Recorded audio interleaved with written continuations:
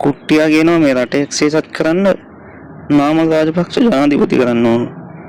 මේ ලෝකෙත් නැහැ ඉන්නේ ඈ යකෝ පහුගිය ජනාධිපතිවරණයේදී ඊට පස්සේ මහමැතිවරණයේදී ජනතාව එක්සේසත් එක මිටට අනුර සහෝදරයා ප්‍රමුඛ මාලිමාවට බලය දුන්නා.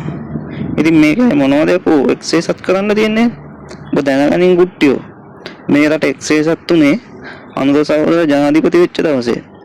හොඳට බලපන්. දැන් කොහෙවත් ජාතිවාදී ගැටුම් තියනවද? ඈ?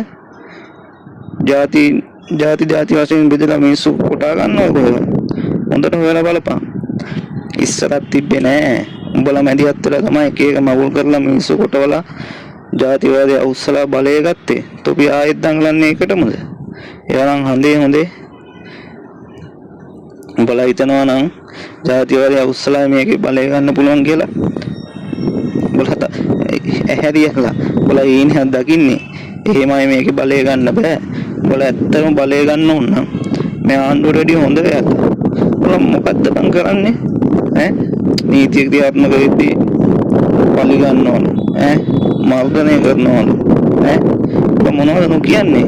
ඈ ඒ දවස්වල කෑගගා හිටියපෝ බොරු වැල්ලුවද? දැන් මොනවද කියන්නේ?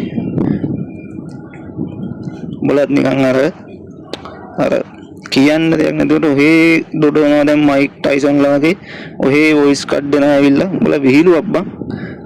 ඔයගේ පජාත වැඩ කරන්න එපා. 2.50 ඉල්ලලා ඉන්නේ උන්ටත් තොපිම ලැජ්ජාව.